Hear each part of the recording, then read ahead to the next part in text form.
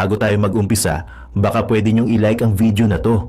Malaking bagay ang like sa aming mga content creators. Maraming salamat po.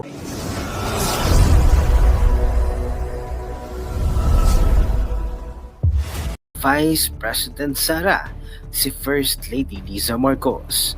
Sa kanyang panayam, dito ay kanyang ibinunyag na noong nagkaroon ng malaking krimen sa Estados Unidos na kung saan ay mayroong nasawi at na-overdose sa ipinagbabawal na gamot. Ibinunyag ni Vice President Sara na kung makikita natin sa police report, nandoon daw ang pangalan ni First Lady Liza Marcos na kung saan isa si First Lady Liza sa nakasama doon sa loob ng kwarto na kung saan kasama din ang isang nasawi na na-overdose dahil sa paggamit ng ipinagbabawal na gamot na kung saan marami daw makikita na white powder substance at ayon pa sa report ay suspected cocaine din. Dahil nga daw sa kahihiyan na ito, dito na sinabi ni Vice President Sara na kaya nila biglang ipinadampot ang dating Pangulong Duterte at ilegal na inaresto para dalhin sa The Hague, Netherlands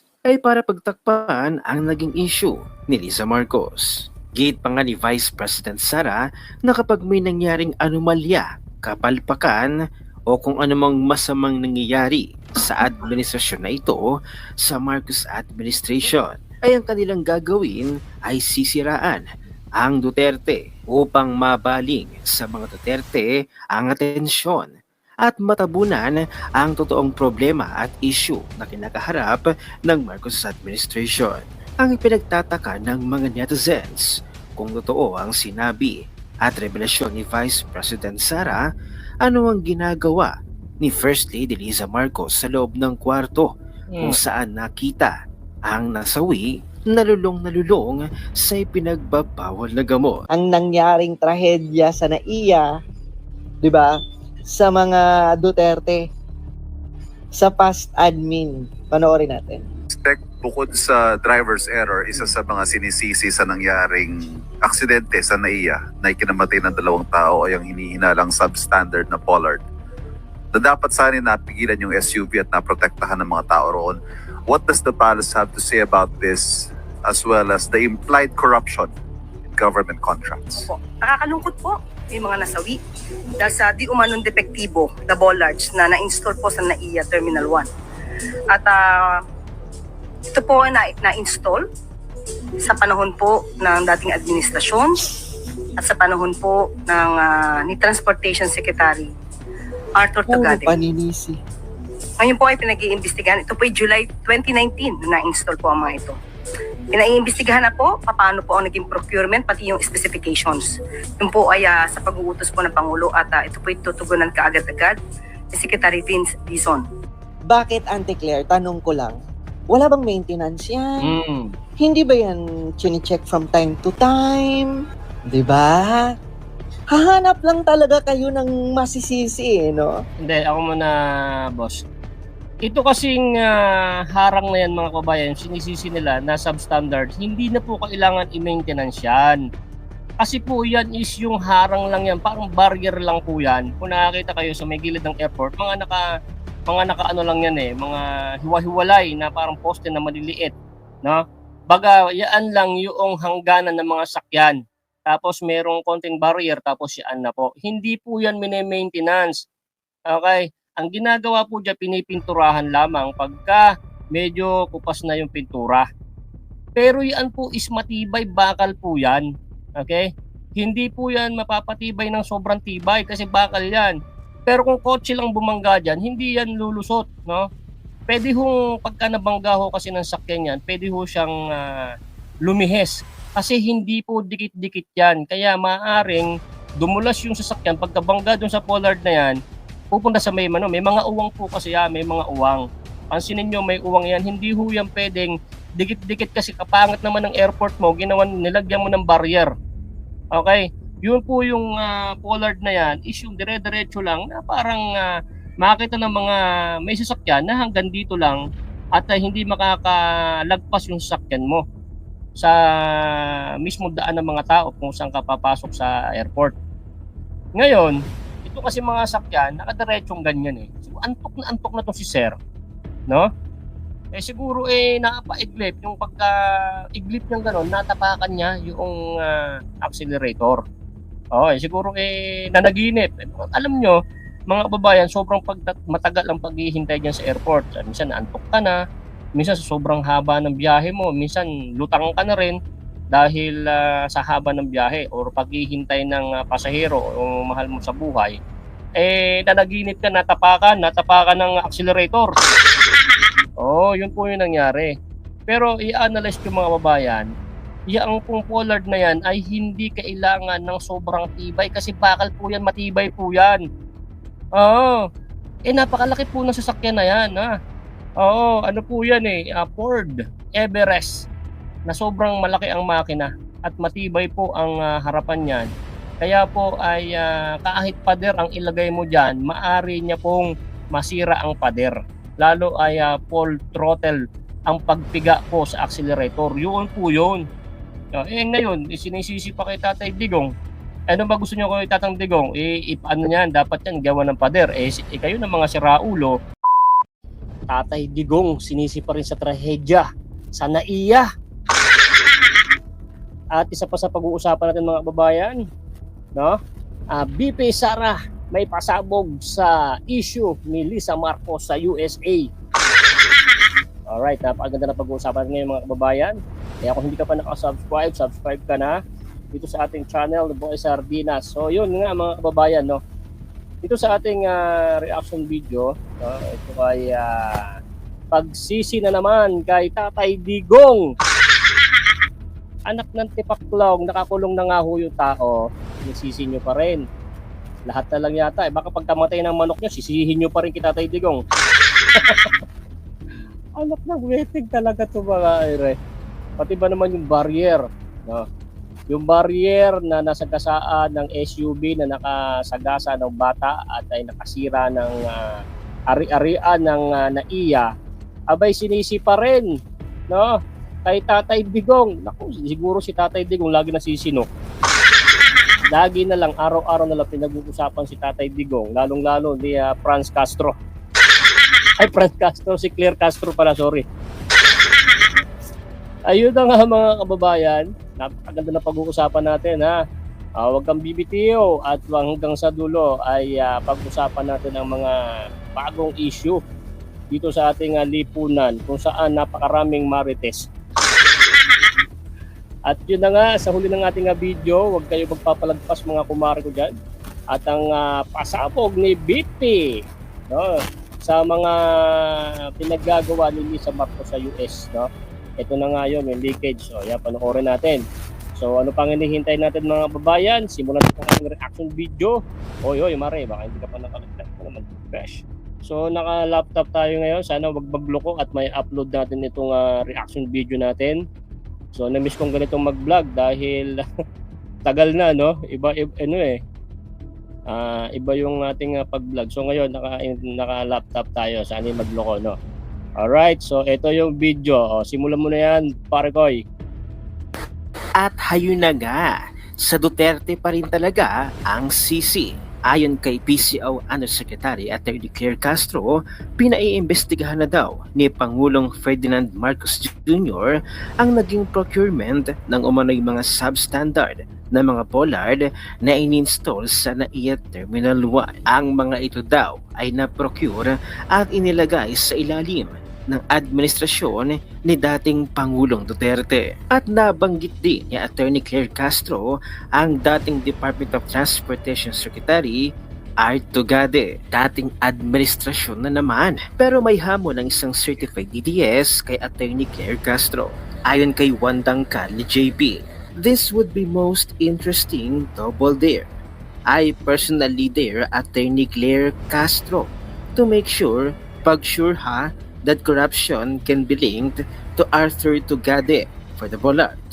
Connect the Transportation Secretary to the Bollard procurement. Here is the bet, Atty. Claire Castro.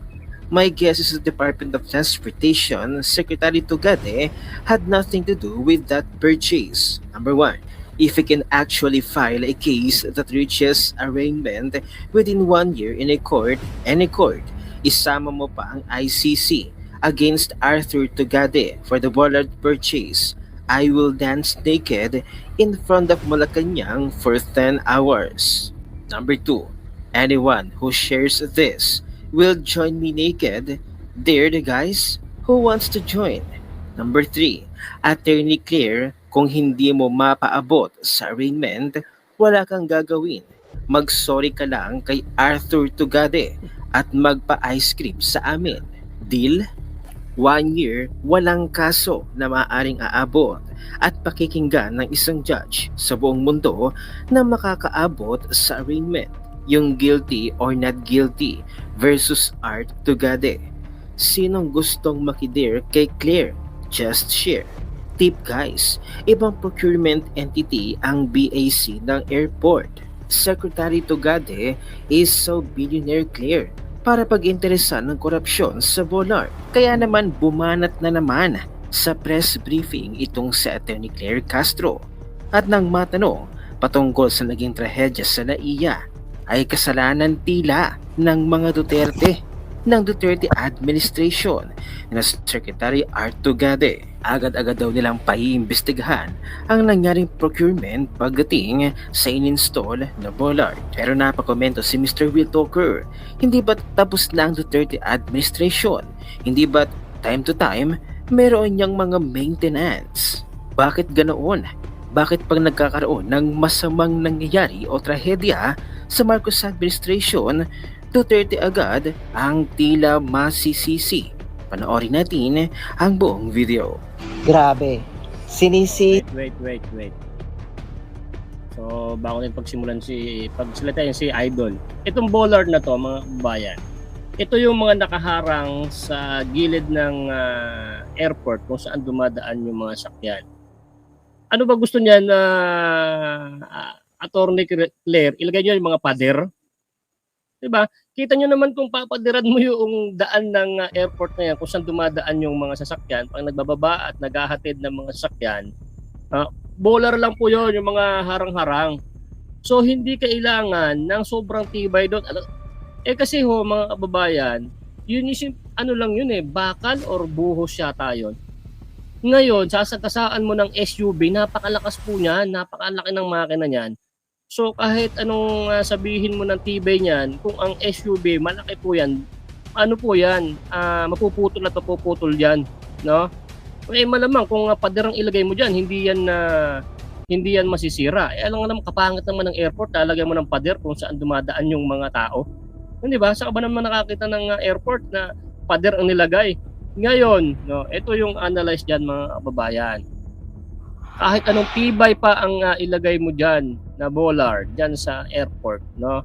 Kung ang raragasan naman diyan is yung mga malalaking sakyan, kung mga kotse, okay lang. Hindi kayang sibakin yan. Ngayon, ito ay human error, okay? Ito ata si Kuya bago-bago pa lang tong driver o kakapasa pa lang sa kung saan siya nag-aral ng driving school. So napagkamalan niya na brake yung accelerator. So matagal na tayong professional driver, no? I think ito si Kuya ay inaantok or talagang nalito. Halip na tapakan yung preno ay natapakan yung accelerator hanggang sa siya ay mga kababayan, yung nataranta. Sige lang ang diin niya ng accelerator, akala niya is preno. Yun na nga yung trahedya. Pero sa pinag-uusapan natin dito, mga kababayan, sa kabila po ng lahat ng 3 taon na si Tatay Digong ay hindi na po ay presidente, sa kanya pa rin po sinisi. Ibang klaseng administration talaga to.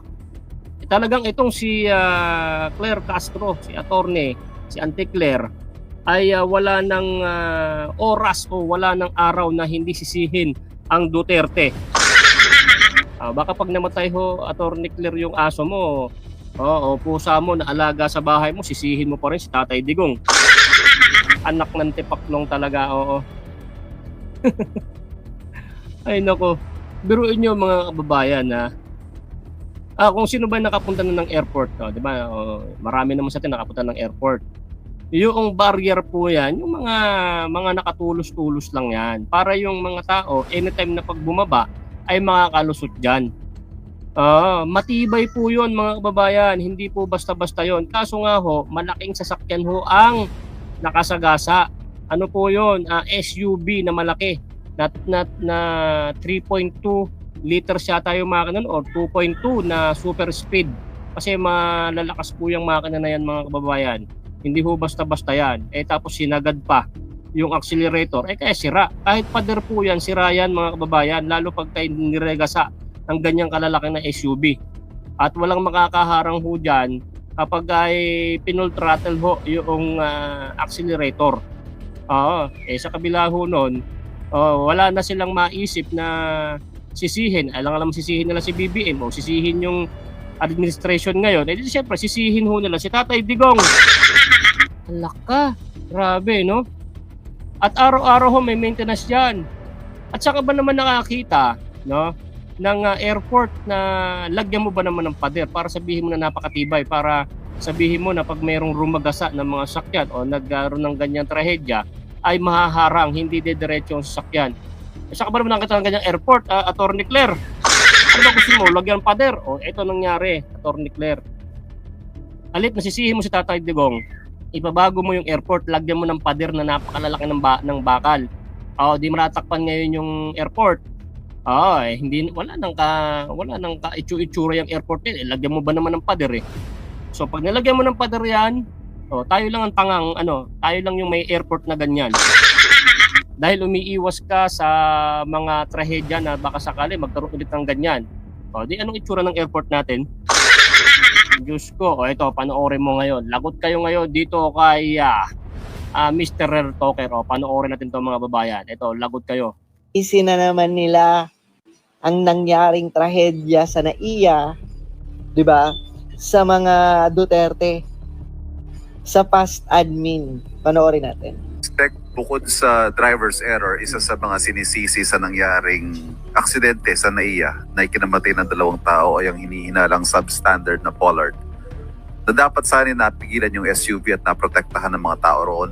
What does the palace have to say about this, as well as the implied corruption in government contracts?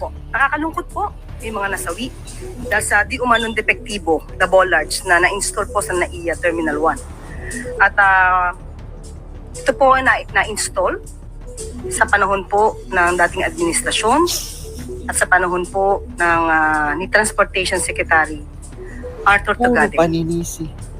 Ngayon po ay pinag-iimbestigahan. Ito po ay July 2019 na na-install po ang mga ito. Pinaiimbestigahan na po paano po ang naging procurement pati yung specifications.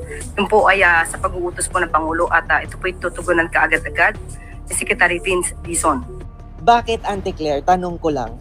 Wala bang maintenance yan? Hindi ba yan chine-check from time to time? Di ba? Hahanap lang talaga kayo ng masisisi, no? Hindi, ako muna, boss. Ito kasing harang na yan mga kabayan, sinisisi nila na substandard, hindi na po kailangan i-maintenance yan. Kasi po yan is yung harang lang yan, parang barrier lang po yan. Kung nakakita kayo sa may gilid ng airport, mga naka-ano lang yan mga hiwa-hiwalay na parang poste na maliliit, no? Baga, yan lang yung hangganan ng mga sakyan.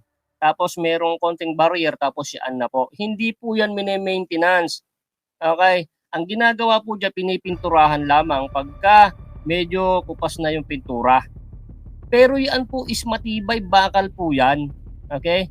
Hindi po yan mapapatibay ng sobrang tibay kasi bakal yan. Pero kung kotse lang bumangga dyan, hindi yan lulusot, no? Pwede hong pagka nabangga ho kasi ng sakyan yan, pwede ho siyang lumihes.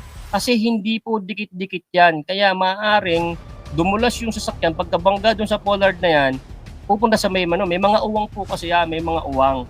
Pansinin nyo, may uwang yan. Hindi ho yan pwedeng dikit-dikit kasi kapangat naman ng airport mo, nilagyan mo ng barrier. Okay?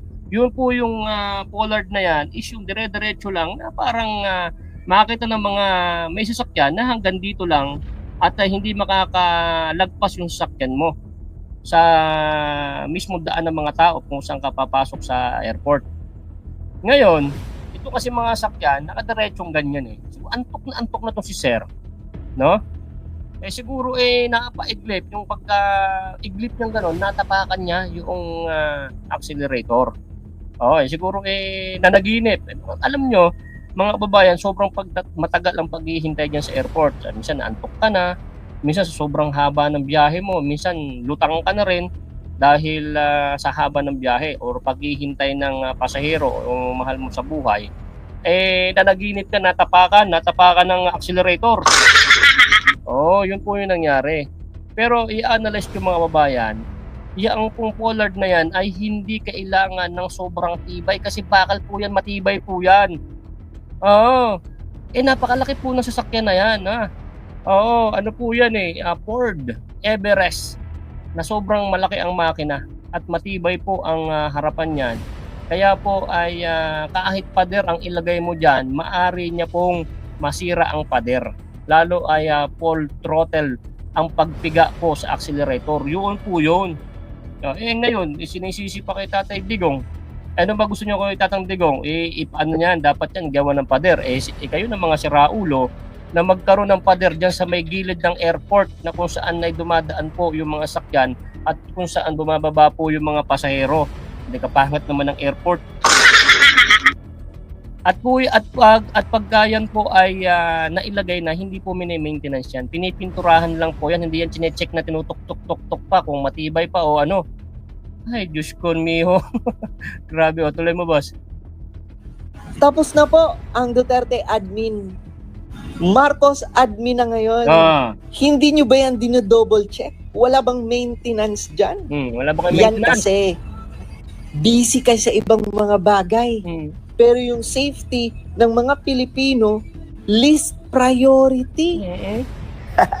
Ayan na, bumanat na naman siya. Pakinggan natin.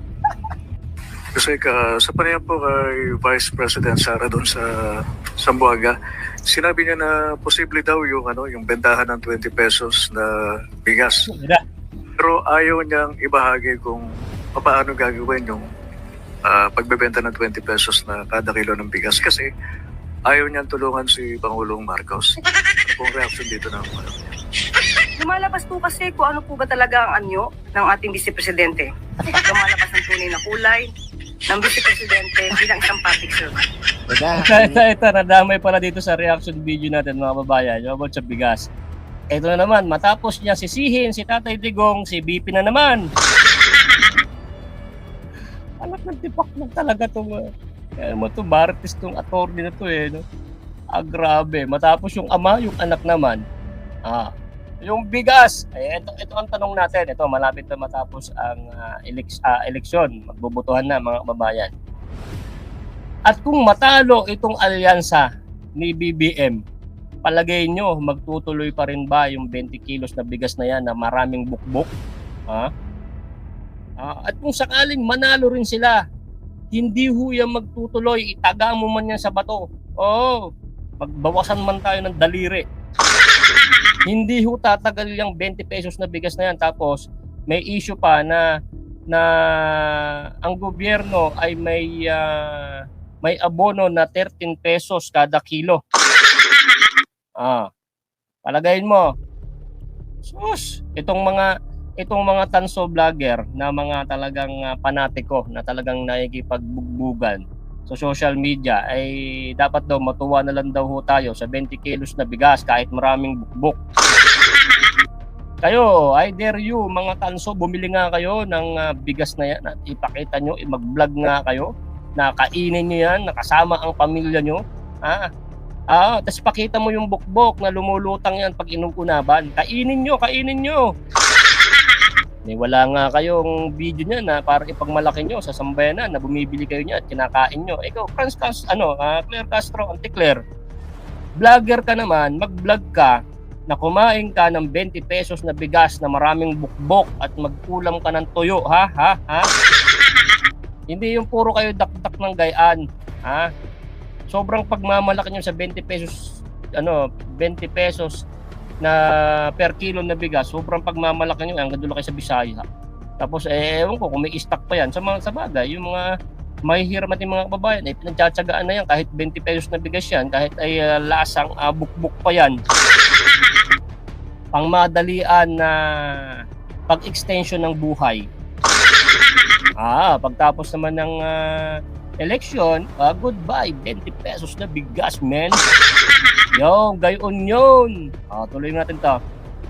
Sa pag-amin niya, nandito po ang kanyang sinabi, Mm. na imposible talaga ang 20 pesos na bigas, pero pwede siya. Di ko lang i-share sa inyo kasi ayaw kong tulungan si PBBM. Yan po ang tugon ni Vice Presidente ng Vice President. Sa pag-amin niya pong ito, na hindi niya i-share kung ano man ang kanyang kaalaman, kung mayroon man talagang kaalaman. Dahil nga sa ayaw niyang pagtulong sa ating Pangulo. Ito ay nagpapakita ng isang makasarili. Wow! Tandaan po natin, kung ano man po ang kaalaman na meron kayo para sa taong bayan, ito po dapat ay agad-agad na isinasagawa at hindi po dapat ito tina-timing. Nanermo na. Oo! Hindi ba na po naiisip Sandali. ng Vice President? Sandali. Ano sabi ni Auntie Claire? Na ito ay hindi tina-timing. Timing. Ito, bakit niya tiniming na may eleksyon? 3 taon na nakaupo si boss mo. Bakit ay kung kailang eleksyon, saka mo tiniming yung 20 pesos na yan? Hindi to timing. Fake news ka, boss. Fake news ka. Hindi timing nyo nga sa eleksyon. Let's go. Tuloy natin. Ang kapakanan ng taong bayan, lalo na po yung iba ay nahihirapang bumili ng bigas kahit na po mababa ang presyo ng bigas. Tandaan po natin, Tandaan mo mag-isa. ang paglilingkod sa bayan ay hindi isang laro. Wow. Wow. Ang gobyerno, ang bansa ay hindi isang malaking playground. Wow.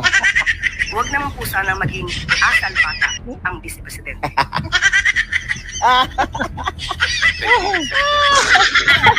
Parang ikaw naman yung asal bata. Pikontalo ka. Talo ka, boss. Grabe. Nanermon pa siya. Ay, ambot ni Auntie Claire. Grabe no, talagang hindi siguro mabubuo yung kanyang araw kung hindi niya babanatan si VP Inday. Natatawa ka na lang talaga kasi instead good news yung mga ibabalita niyo, Auntie Claire. Pero kung ano-ano mga pinagpapatulan mo, lahat ba talaga nasasabihin ng mga Duterte at ni VP Inday Sara? Lahat talaga yun, kailangan mo patulan. Attack dog ka talaga. Dapat nga bang sisihin ni Attorney Claire Castro at ng Marcos administration ang dating Pangulong Duterte? Ayan, kita nyo ha. Itong tanong ko sa inyo mga babayan sa mga kapanood nito. Tama ba ang pinaggagawa ni Auntie Claire niya? Tapos na ang administration ni Tatay Digong, pati ba naman yung bollard pa tawag doon, ay isisi pa rin dahil sa nagkaroon ng trahedya. Para po sa akin dyan, yan po ay hindi po substandard. Okay? Yan po talaga ay binangga po ng malaking SUV. Okay? Kung gusto nyo maging matibay ho yan, Auntie Claire, padiran nyo, lagyan nyo yung mga dis na mga tag dito, hollow block, tapos tapangan nyo ang semento. Saraduhan nyo yung airport, pataasin nyo yung pader para naging mukhang tanga tayong airport. Para hindi makakalagpas yung mga magkakaroon ng aksidente ng mga sakyan. Hindi naman din kasi kagustuhan ng driver yan, mga babayan. Ito ay dala, hindi natin alam kung nakagamit ng pinagbabawal na bato. Ano lang yun baka sakali. Dapat i-ano niya yan, i-drug test niyo yung driver niyan. Ang sa akin dyan, isa pa yan sa pangalawa, is sobrang antok at nakaiglip, natapakan yung accelerator habang umaandar yung makina kasi naka-aircon, nanaginip, natapakan niya, at isa pa, ay yung pangatlo, hindi pa siya ganun kagaling or hindi pa siya ganun kabisadong mag-drive. Okay, pang-apat, yung pang-apat ay talagang sabi to yung pang-apat, dapat sisihin talaga si PRD. Oh, yun na nga nangyari. Yung pang-apat sisihin si Tatay Digong. 'Di ba? Punta tayo sa huling ating reaction video mga kababayan. Handa na ba kayo? Kung nandiyan ka pa, kung hindi ka pa naka-like, like mo na to mga kababayan. At gumagamit tayo ngayon ng laptop. Kaya nakikita niyo ako palagi na nagre-reaction sa akin. Hindi na magluko tong ating live ng lifetime. Ano ba, laptop? Tol J, peramin mo nga ako ng isang malupit na laptop mo dyan. Na? Wala mahirap lang si Boy. So, eto mga kababayan, pasabog ni BP. Kay Lisa Marcos sa issue sa Amerika. Ano nga ba ang pasabog na rin? Panoorin din to mga kababayan ha. Ito na yung ito. Yan Excuse me. Ito simulan natin. Let's go. At tuloy nangangilaglag ni Vice President Sara si First Lady Liza Marcos. Sa kanyang panayam, dito ay kanyang ibinunyag na noong nagkaroon ng malaking krimen sa Estados Unidos na kung saan ay mayroong nasawi at na-overdose sa ipinagbabawal na gamot. Ibinunyag ni Vice President Sara na kung makikita natin sa police report, nandoon daw ang pangalan ni First Lady Liza Marcos na kung saan isa si First Lady Liza sa nakasama doon sa loob ng kwarto na kung saan kasama din ang isang nasawi na na-overdose dahil sa paggamit ng ipinagbabawal na gamot na kung saan marami daw makikita na white powder substance at ayon pa sa report ay suspected cocaine din. Dahil nga daw sa kahihiyan na ito, dito na sinabi ni Vice President Sara na kaya nila biglang ipinadampot ang dating Pangulong Duterte at ilegal na inaresto para dalhin sa The Hague, Netherlands ay para pagtakpan ang naging issue ni Liza Marcos. Gate pa nga ni Vice President Sara na kapag may nangyaring anomalya, kapalpakan o kung anumang masamang nangyayari sa administrasyon na ito sa Marcos administration ay ang kanilang gagawin ay sisiraan ang Duterte upang mabaling sa mga Duterte ang atensyon at matabunan ang totoong problema at issue na kinakaharap ng Marcos administration. Ang ipinagtataka ng mga netizens kung totoo ang sinabi at revelasyon ni Vice President Sara, ano ang ginagawa ni First Lady Liza Marcos sa loob ng kwarto kung saan nakita ang nasawi nalulong sa ipinagbabawal na gamot. Sinabi rin ni Vice President Sara na tila pagsisinungaling ang ginawa ni BBM sa 20 pesos per kilo ng bigas. Dahil sa palagay ni VP Sara, nagpapanik na itong si BBM dahil nga tuloy-tuloy na ang pagbagsak ng ratings ng kanyang mga kandidato sa pagkasenador. So sa mga naging revelasyon ngayon ni Vice President Sara at kamakailan lang ay ilang araw nang hinahanap si First Lady Liza Marcos ng publiko kung nakauwi na ba siya ng Pilipinas. Maaari kayang totoo ang naging revelasyon ni Vice President Sara patungkol kay First Lady Liza Marcos? Ito kasi hindi daw ibinalita ng mainstream media. Kaya si VP Sara na lamang ang nagbalita.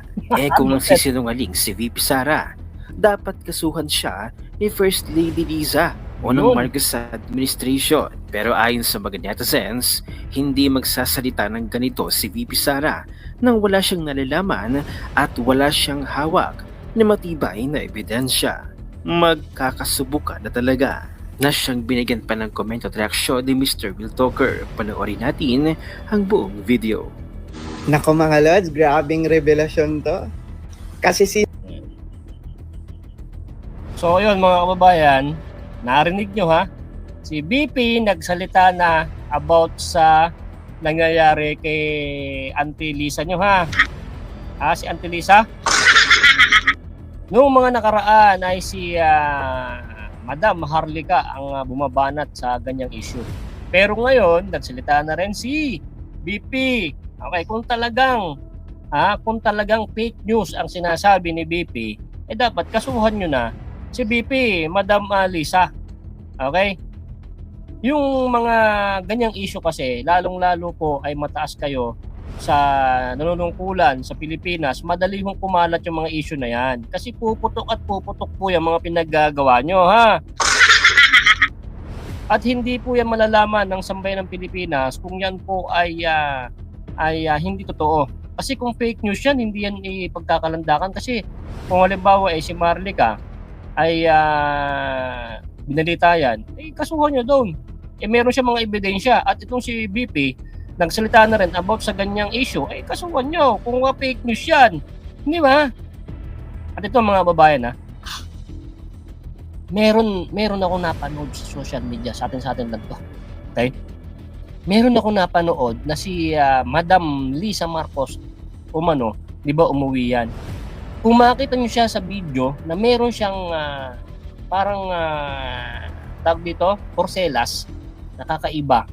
May porcelas siya, 'di ba? Yun daw umano yung GPS ng US, no? GPS umano yan, ha, napanood ko lang ho yan, binabalita ko lang sa inyo. Yun daw yung GPS na porcelas na kung saan magpunta si Lisa Marcos ay ma-detect ng US. Okay?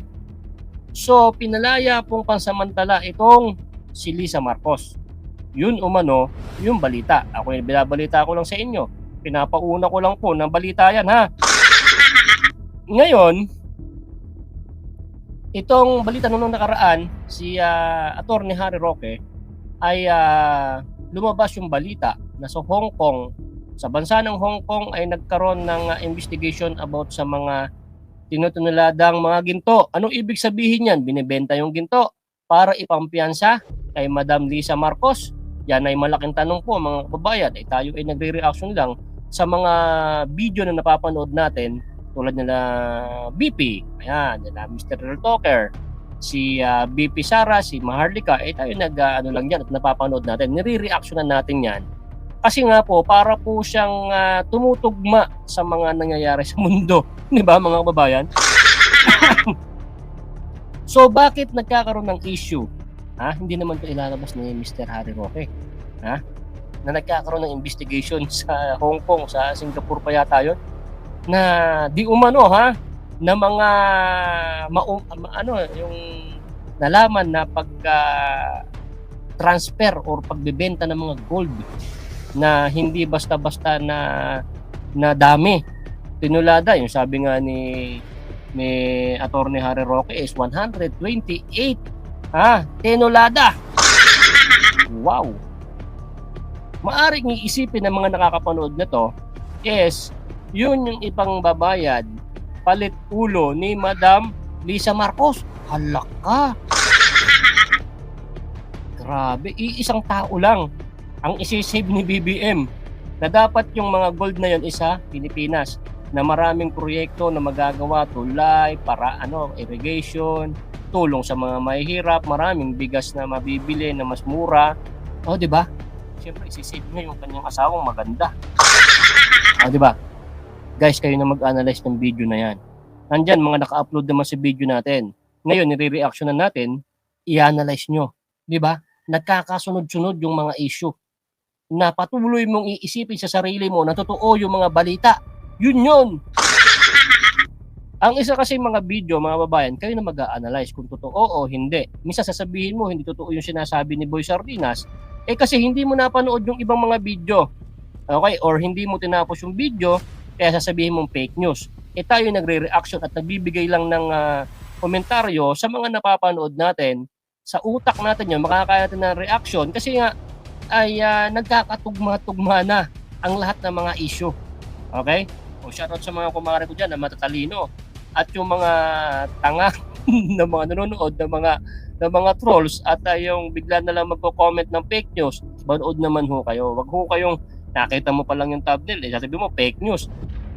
Ang pagiging marites at panonood ng mga ganitong issue, dapat tinatapos nyo po yung full video para maunawaan mo yung video na papanood nyo at dun ka sa dulo magko-komento kung tama ba yung mga nasabi namin. Okay? Dapat marunong kang mag-analyze, hindi yung pagiging marites mo, mag-comment ka kaagad, hindi ka naman pala nanood. Hindi ba tama, kumare? O, shoutout sa mga kumare kung mga nag-like na dyan. Malapit na matapos yung video natin, ha? O, tuloy natin to.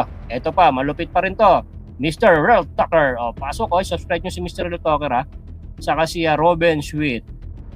Since hindi binalita ng media, si VP Inday Sara na ang nagbalita.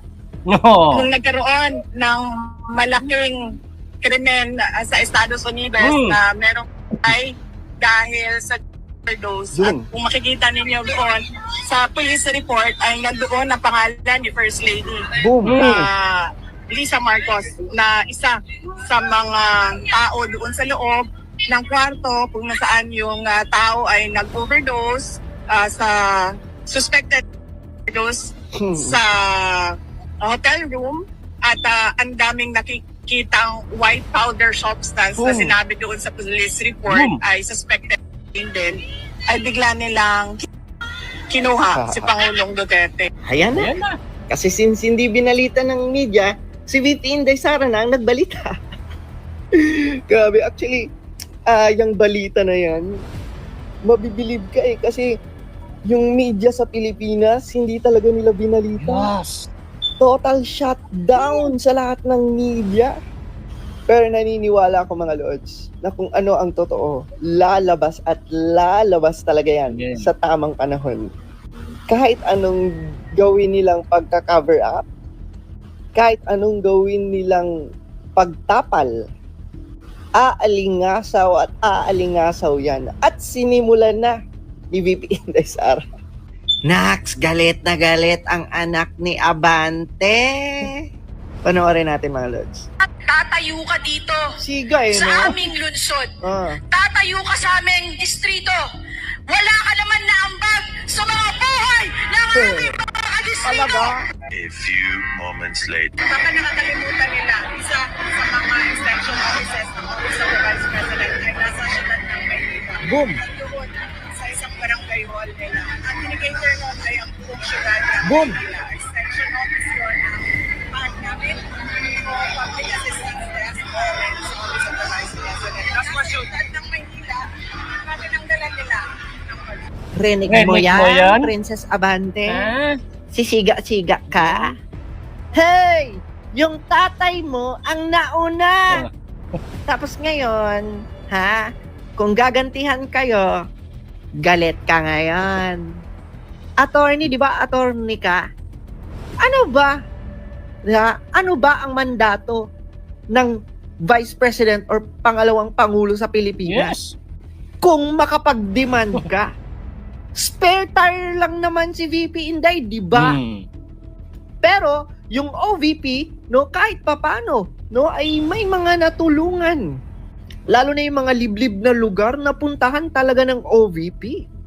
Kaya huwag ka masyadong demanding sa kung anong pwedeng maitulong ni VP Inday Sara kasi in the first place, alamin mo ang mandato ng isang Vice President. At narinig mo ba ang sabi ni Vice President na ang isa nga sa opisina nila ay andon sa distrito nyo? Boom! At nagbibigay ng tulong sa mga kababayan natin dyan. Kung makapagsalita yung si Princess Abante, sa inyo yung lugar na yan? Oh my God mga lords, inendorso ni Vice Ganda si Benhur Abalos. Tapos, sabi pa niya dyan, kesa naman yung mga walang kwenta ang pumasok sa top 12, dito na ako. Tapos si Abalos. Anyari! Anyari sa inyo, meme! Bilib na bilib pa naman kami sa'yo. Grabe ka maka-call out sa gobyerno, sa ginawa nila dun sa PhilHealth funds. Diba? Akala ko may paninindigan na no? Akala ko ipaglalaban nyo ang mga kababayan natin. Yun pala, i-endorso nyo rin ang mga taong kakampi ng administrasyon. Boom! Na ang administrasyon ang pinakarason bakit kinuha ang pondo sa PhilHealth. Oh my God! So, yun mga kababayan. Si Vice Ganda, in-endorse pa din yung mga Pag na kayo maniwala sa mga yun, lalo yung mga live stream media mga kababayan. Ang panonoorin nyo na lang palagi, Net25 at SMNI. Okay, bayaan nyo na yung mga live stream media na yan. Kasi mga kababayan, yung mga magbabalita ho ng mga live stream media ay edited at naaayon po sa pera or lagay or bayad. Okay? Kami pong mga DDS or kami mga vlogger, wala ho kaming bayad kanino man. Okay? Basta kung kanino kami sumusuporta, kay Tatagdigong, kay BP, SMNI, Banateros, ha? Sumusweldo ho kami sa YouTube, hindi ho sila ang nagbabayad sa amin. Basta kami, para kaming isang grupo, lalong-lalo sa Banateros brothers. Kami po yung nasa baba, kami yung mga Banateros vloggers, sila yung brothers, kami yung vloggers. Okay? Sila Kalso TV, Head on the Go, may mga survey sila, so mapapanood nyo kay Boss Banat Bay, kay Jay Guevara. Ako, tayo dito, nagkakampanya tayo sa ating mga vlogs kasi kahit pa paano meron tayong subscribers. So, marami na nanonood na mapanig sa atin na straight vote PDP laban. Boom! Ayun, sa likod oh. O, yan. Kayo na mag-analyze sa video mapapanood nyo na kung ikaw ay hindi ka pa talagang 100% na Team PDP laban, siguro baka palapit ng eleksyon ay sasabihin mo, sige na nga boy, Team PDP laban na lang tayo kasi puro mga budol at walang mga kwenta ang mga, ay nako, yung mga yan. Pero nyo, kawawang Tatagdigong, pinakulong na nga, sinisipa sa mga trahedya na nangyayari sa Pilipinas. Ito si Franz Castro, baka pag namatayan ito ng aso, sisihin pa rin si Tatay Digong Diyos ko, no? O, bayaan nyo mga babayan, malapit na yan. Basta pag nanalo itong ating team mga babayan, ay kung totoo yung aking pagkamarites, siyam lang ng Team PDP laban, no? Ang hindi pumabor sa impeachment ni Inday Sara, tapos na po ang laban. Okay? Siyam lang na senatorial ang hindi pumabor sa impeachment ni BP Sara. Okay, di ba? 12 yan. 12. Siyam lang ho ang hindi pumabor sa impeachment kay BP Sara. Sureball na po tayong panalo. Wala na pong impeachment na mangyayari. Kaya straight team Tatagdigong tayo. Duterte, wag niyo pong kakalimutan para naman yung mga laway namin dito ng mga DDS, kami mga vloggers, ay meron naman pong kakahitnan. At pagdating ng araw na yun at tayo ay champion na, okay, sama-sama ho tayo magpapasalamat. At ibablog natin yung darating ng mga panahon na pag nakaupo na ang Duterte, yung mga magaganda naman ng mga bagay, ang mga ibablog namin, ipapakita ho namin sa inyo yan. Hindi yung katulad ng administrasyon ngayon, puro na lang marites ang pinag-uusapan, kinalimutan na ang bansang Pilipinas ng mga taong mahihirap. Puro mga kalokohan yung mga sinasabi nila dyan. O, yung anak ni Abantay, Diyos ko, wag nyo nang pansinin yan, baka pag pinatulang natin, baka ma-stroke pa yan mag-exercise ho kayo madam, at medyo chumachabi na ho yata kayo, at baka ma-stroke ho kayo So ayun mga babae, kung nagustuhan nyo itong ating reaction video, sana tuloy-diretso na itong ating laptop. Ayan, palubat na. Ayan nyo, pagka kumita tayo ng maganda, kaya huwag nyo i-skip yung ads natin dyan. Makabili tayo medyo maganda-gandang laptop at laging ganito yung ating vlog na maganda yung ganito para nakakapagbigay tayo ng mga reaction. So ayan mga babayan, hanggang dito na lang itong ating reaction video. Shoutout muna sa inyo po at God bless you on my next vlog. Thank you. Bye-bye.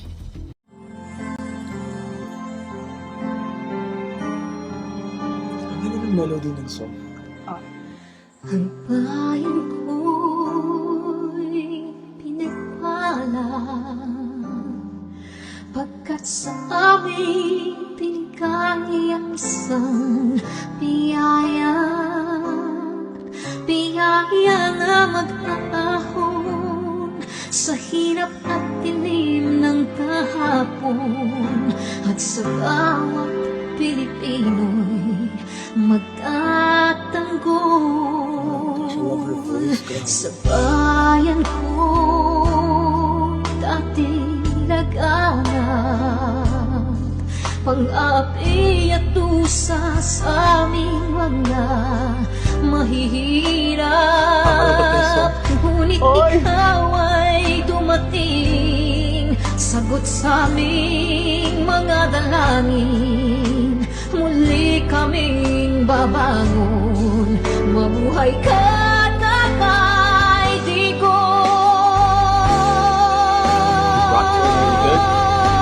Ama,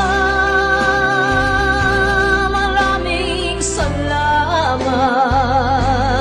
Aming mga mata'y minuhulat, gawain ng masasamay iyong isiniwalat. Ikaw lang ang pag-asa naming lahat.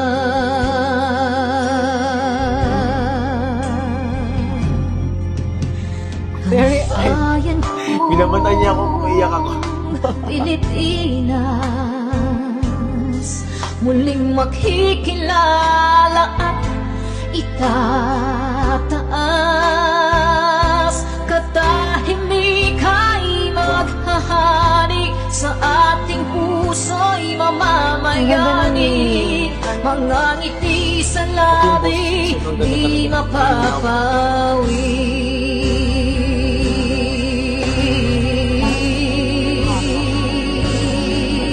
The breathing though.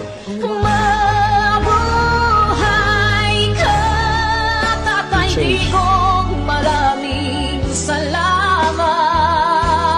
Ang malasakit sa Pilipino ay walang kasing tapat. Ika'y paglalaban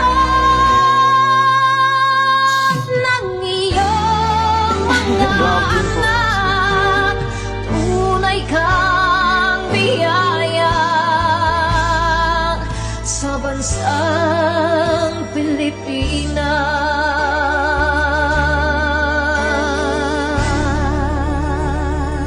Haba. Gosh.